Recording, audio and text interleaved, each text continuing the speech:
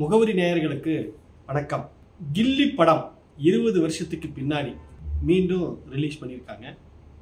அதுக்கு அம்பத்தூர் திரையரங்கத்தில் விஜயினுடைய ரசிகர்கள், அதாவது தமிழக வெற்றி கழகத்தினுடைய தொண்டர்கள் எல்லாம் பார்த்தீங்கன்னா ஒரு 20 வயதுல இருந்து ஒரு 30 வயதுக்குள்ள இருக்கக்கூடிய இளம் ரத்தம் குழந்தைங்க 20 வருஷம் கழிச்சு மீண்டும் ஒரு படத்தை ரிலீஸ் பண்றான்.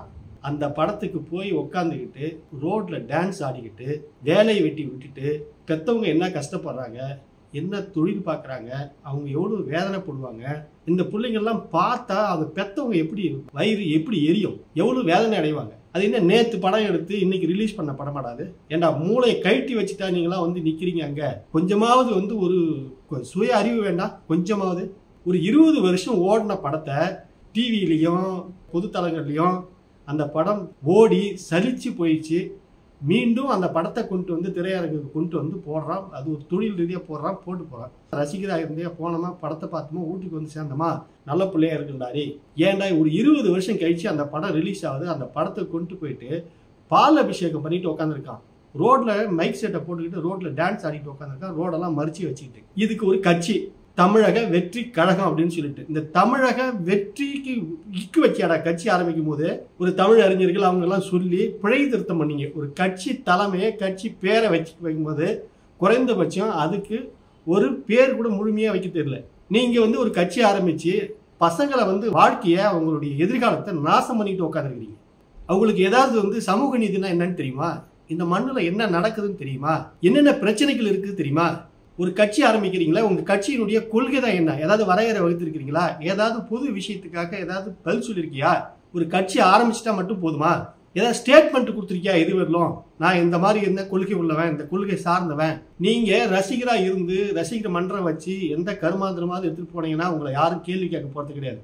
அது சினிமா பார்க்குது, கூத்தாடுது, கொண்டாடுது, போய் சேருது அப்படின்னு சொல்லி விட்டு போயிடலாம். ஆனா நீங்க ஒரு கட்சி ஆரம்பிச்சிட்டீங்க. கட்சி ஆரம்பிச்சு நாளைக்கு என்ன பண்ண போறீங்க? 2026 எங்களுக்கு நேரடியா சிஎம் சீட்டு தான். இங்க எல்லாம் எந்த கட்சியும் கிடையாதுன்னு வச்சுக்க.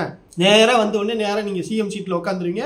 ஒரு கட்சி ஆரம்பிச்சுன்னா அந்த கட்சியினுடைய பேர்ல பொதுவான விஷயங்களுக்கு கருத்து சொல்றது, பொது தளங்கள்ல என்னென்ன விஷயங்கள் இருக்குதுன்றத பேசுறது, உன் தொண்டர்களுக்கான அறிவுரை சொல்லி கொடுக்கறது. எப்ப நடு ரோட்ல நின்று போக்குவரத்தை மறிச்சுக்கிட்டு டான்ஸ் ஆடிட்டு உட்காந்துருக்காதீங்க. புத்தகத்தை படிங்கடா, புத்தகத்தை படிச்சு கொஞ்சமாவது பொது அறிவை வளர்த்துக்குங்கடா அப்படின்னு சொல்லி கொடுக்கணும்.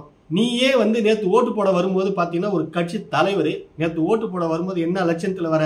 அதுக்கு பேர் எளிமைன்ற இன்னும் கூனி குறுகி நடிக்கிற சும்மா மகா நடிகர் மாதிரி. இந்த ஒரு ஓட்டு போட வரத்துக்கு நேராக வந்தோம், ஓட்டு போட்டோம், நேராக போனோம் அப்படின்னு இல்லை. இன்னமும் புள்ள பச்சை பிள்ளைக்கு ஒன்றுமே தெரியாத மாதிரி அப்படியே வந்துட்டு அந்த ஓட்டு சீட்டை கொடுக்கறது, அங்கே ஓட்டை போய் பார்க்கறது, ஓட்டு போகிறது. நீ எங்கே ஓட்டு போட்டிருப்ப? சின்னம் போய் அங்கே தேடிட்டு இருந்த. நல்லா அந்த ஸ்லிப் வைக்கும் போது கேமராவில் நல்லா தெரிஞ்சுது. ஸ்லிப் வச்சுட்டு இருந்த. சின்னம் போய் வேடிக்கை பார்த்த.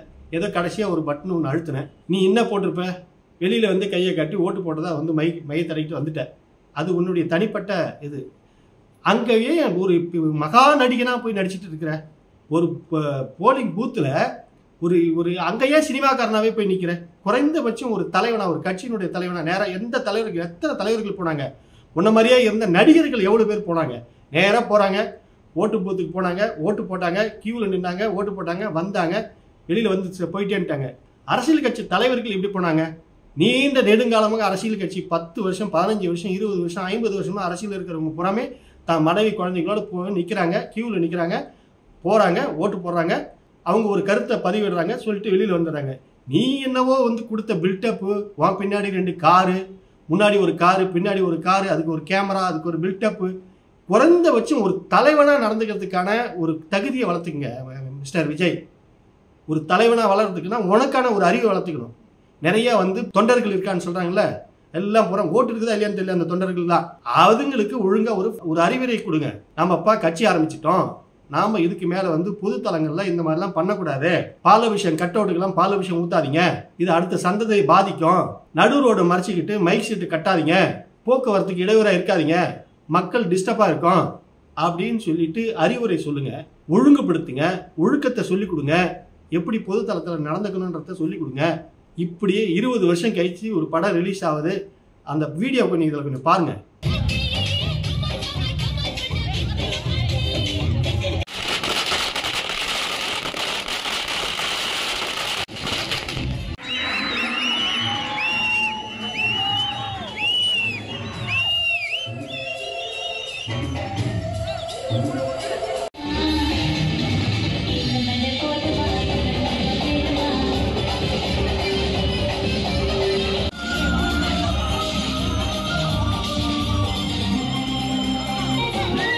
இவ்வளோ கேவலமா நடு ரோட்ல இப்படி நடந்துட்டு இருக்குது ஒரு ஒரு கட்சி.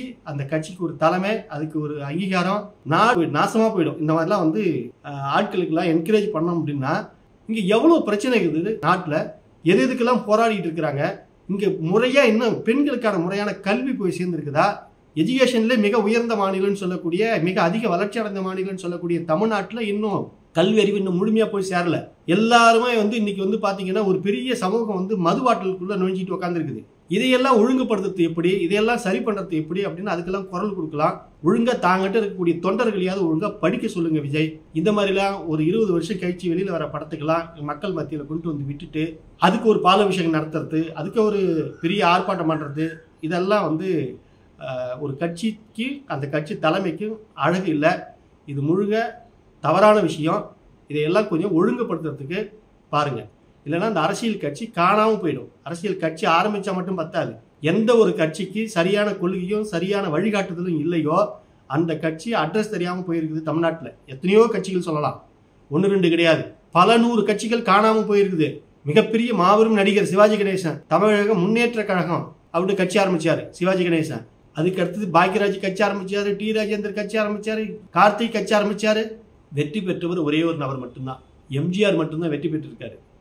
மற்ற அத்தனை பேருமே காணாமல் போயிருக்காங்க.